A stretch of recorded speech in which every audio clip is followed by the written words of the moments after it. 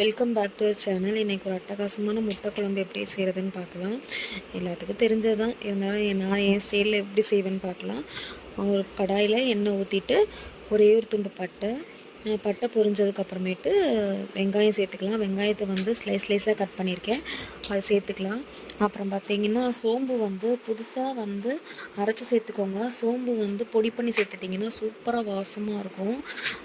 இதுதான் ஒன்று. நீங்கள் பழைய சோம்பெல்லாம் சேர்த்துறாதீங்க, புது சோம்பை எடுத்து நுணுக்கி சேர்த்துங்க. அதாவது நுணுக்கி வச்சதை சேர்த்துறாதீங்க, புதுசாக நுணுக்கி சேர்த்துக்கோங்க.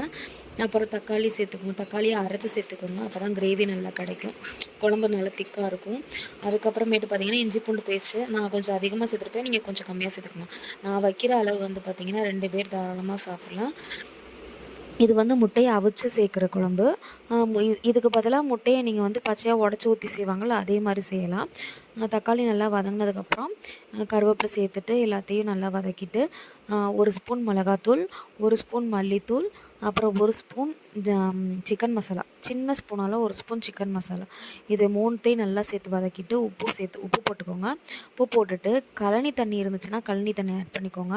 என்கிட்ட இல்லை, ஸோ அதனால் நான் தண்ணி மட்டும் தான் ஆட் பண்ணியிருக்கேன். கழனி தண்ணி சேர்த்திங்கன்னா நல்லாயிருக்கும், குழம்பு டேஸ்ட்டாக இருக்கும்.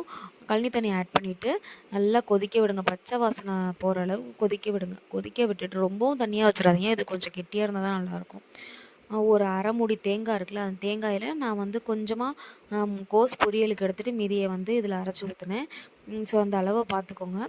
அந்த அரை மூடி தேங்காயில் கொஞ்சம் பாதி முக்கால் எடுத்துகிட்டு அதில் வந்து கசகசா கொஞ்சோண்டு 4 பெப்பர், முழு பெப்பரை வந்து இதில் அரைச்சி குழம்புல வந்து நல்லா கொதி வந்ததுக்கப்புறம் சேர்த்துட்டு, அதுக்கப்புறமேட்டு பார்த்திங்கன்னா அவிச்ச முட்டையை அடுப்பை நிறுத்திட்டு அவிச்ச முட்டையை போட சொல்லி அம்மா சொல்லி கொடுத்தாங்க.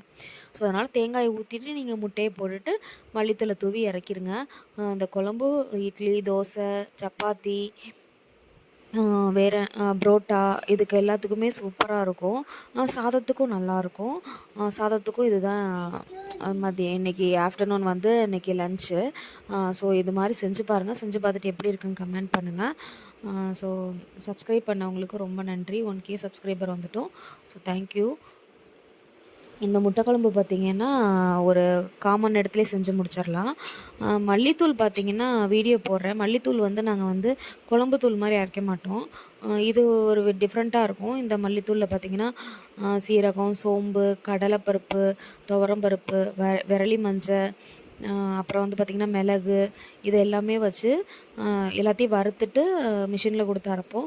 இந்த வீடியோ கண்டிப்பாக நான் எடுத்தேன்னா போடுறேன், ஏன்னா மல்லித்தூள் இப்போ தான் அரைக்கும்போது எடுக்க மறந்துட்டேன். ஸோ அதனால் எடுத்ததுக்கப்புறம் நான் போடுறேன். எப்படி இருந்தாலும் ஒரு 3 மாதம் ஓடிடும். ஸோ அதனால் இது முடிஞ்சதுக்கப்புறம் நான் கண்டிப்பாக போடுறேன். அம்மா எடுப்பாங்க, அம்மா அரைக்கும்போது நான் கண்டிப்பாக போடுறேன். இந்த வீடியோ பிடிச்சிருந்துச்சுன்னா லைக் பண்ணுங்கள், ஷேர் பண்ணுங்கள், மறக்காமல் சப்ஸ்கிரைப் பண்ணுங்கள். முட்டை வந்து உடையாமல் இருக்கிறதுக்கு வந்து பார்த்திங்கன்னா நம்ம முட்டையை வேக வச்சு எடுத்த உடனே பச்சை தண்ணியில் போட்டுட்டோம்னா அந்த முட்டை வந்து அந்த தோலோடு சேர்த்து ஒட்டாமல் வரும். அதுதான் வந்து நான் உரிக்கும் போதே தெரியும் உங்களுக்கு, எந்த இதுவுமே ஒட்டலை. ஸோ பழைய முட்டையாக இருந்தாலும் உங்களுக்கு வந்து அப்படியே எல்லாம் உடஞ்சி வரும்.